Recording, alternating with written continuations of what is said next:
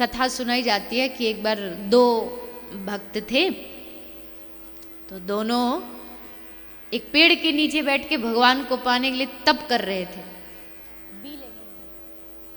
तप कर रहे थे वृक्ष के नीचे बैठ के, और वहीं से जाना उसी समय हुआ नारद जी का। अब नारद जी तो सबको पता ही, भगवान से बड़ा उनका नजदीकी रिश्ता है। तो नारद जी को रोक के उन्होंने कहा, नारद जी आप तो भगवान के बड़े करीबी हो, जरा भगवान से जाके एक बार पूछाओ ना कि भगवान हमको कब मिलेंगे, कोई समय सीमा है कि कब हमें भगवान मिलेंगे। नारद जी बोले रुको पूछ के आता हूँ। नारद जी गए, नारद जी ने भगवान से पूछा, प्रभु आपका एक दो भक्त हैं बैठे पेड़ के नीचे, बोल रहे हैं कि आपकी प्राप्ति कब होगी, तो आप बताओ।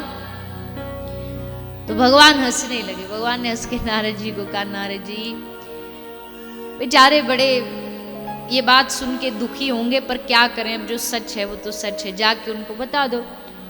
वो जिस पेड़ के नीचे बैठे हैं ना, उस पेड़ में जितने पत्ते हैं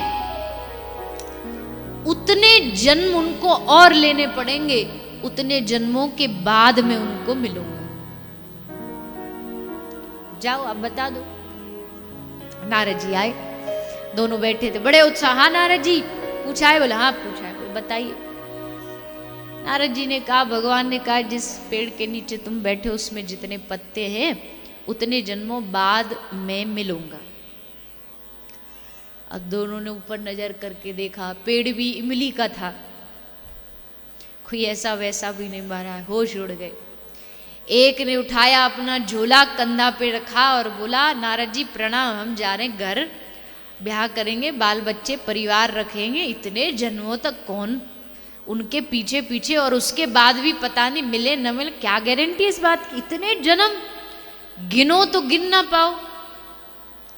वो तो अपना बोरिया बिस्तर लेके लौट गया उल्टा।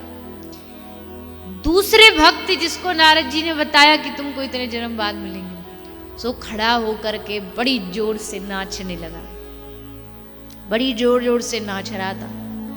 नारद जी बोले हद हो गई, लगता है इसको शौक लग गया है। शौक में आदमी बावरा हो जाता है ना, तो इसकी बुद्धि, अरे भैया इतने जन्म बाद में मिलेंगे, इसमें खुशी की कौन सी बात है, इस जन्म में मिलते तब तो कोई बात है। नारद जी ने कहा, तू बावरा हो गया क्या, कैसे इतना खुश हो रहा, प्रसन्न हो रहा है, सोचा इतने जन्म कितने होते।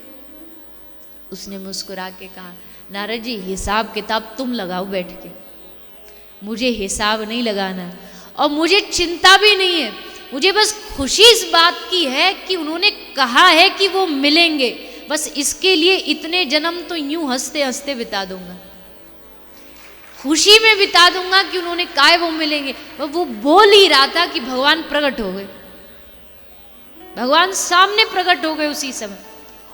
नारद जी बोले, भगवान ये तो हद हो गई, आपने तो हमको झूठा साबित कर दिया, ये कोई बात हुई? अरे हमको ये सोचेंगे नारद जी तो झूठे हैं, गलत खबर पहुंचाते, आपने हमको बोला था इतने जन्मों के बाद दर्शन दूंगा और आप आज ही आ गए।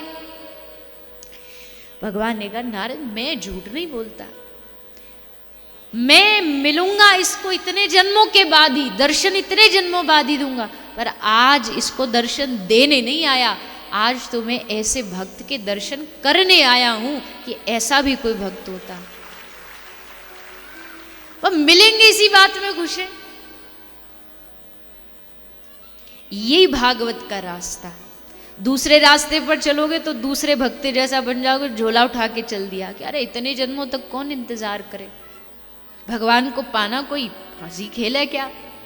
लेकिन हंसी खेल नहीं है, सचमुच भगवान को पाने के लिए कितने कितने जन्मों, कितनी परिश्रम करना पड़ता है। लेकिन भागवत जी ने इतना सरल रास्ता बना